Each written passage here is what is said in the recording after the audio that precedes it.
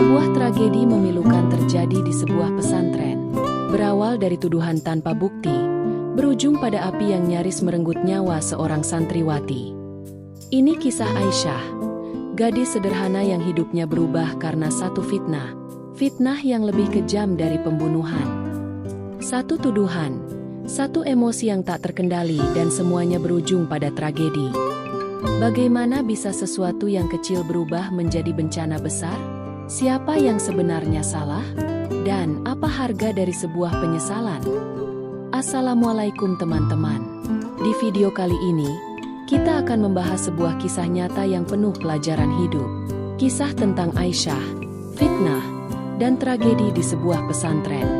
Simak sampai akhir, karena cerita ini akan membuka mata dan hati kita semua. Judul: Api Fitnah di Pesantren Darul Amanah. Di sebuah pesantren sederhana bernama Darul Amanah, hidup seorang siswi bernama Aisyah. Ia dikenal sebagai sosok pendiam, rajin, dan selalu membantu teman-temannya. Karena latar belakang keluarganya yang sederhana, Aisyah seringkali menggunakan barang seadanya. Namun, hal itu tidak pernah membuatnya iri kepada teman-temannya yang hidup berkecukupan. Suatu hari, salah seorang santriwati bernama Nadia kehilangan handphone mahal miliknya. Hal itu membuat geger seisi pesantren. Santriwati dan ustazah mulai mencari-cari siapa yang mungkin mengambilnya. Nadia, dalam kemarahan, tanpa berpikir panjang langsung menuduh Aisyah sebagai pelaku. Aisyah pasti yang ambil. Dia kan anak miskin, mungkin butuh uang, teriak Nadia di hadapan teman-temannya.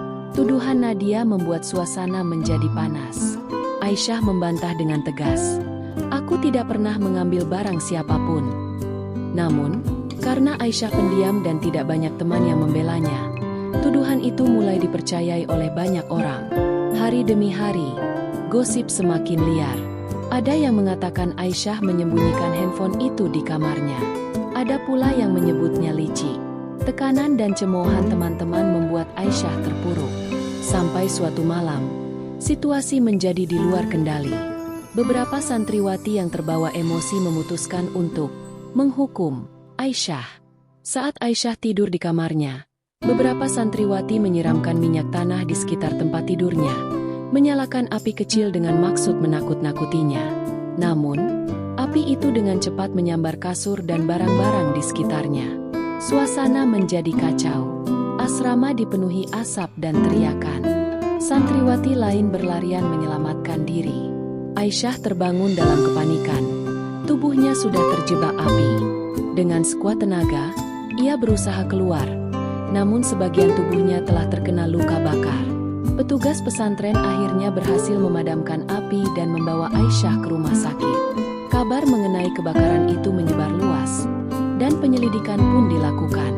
Beberapa santriwati akhirnya mengaku bahwa mereka hanya ingin memberi pelajaran kepada Aisyah karena tuduhan pencurian handphone.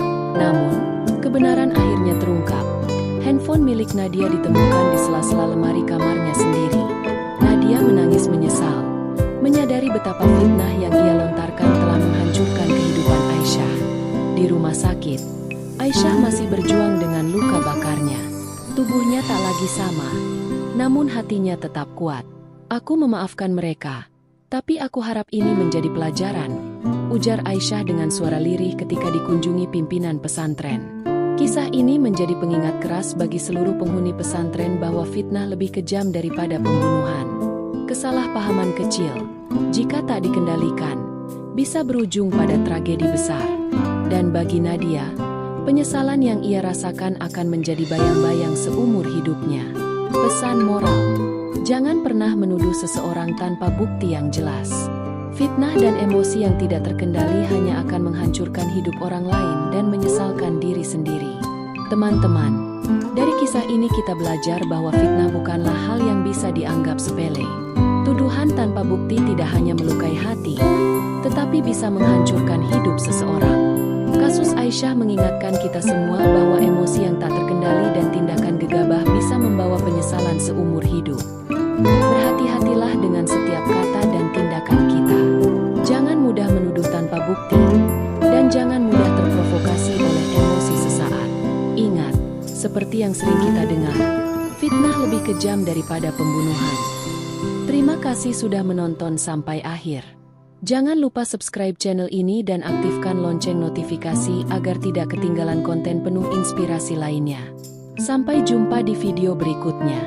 Wassalamualaikum warahmatullahi wabarakatuh.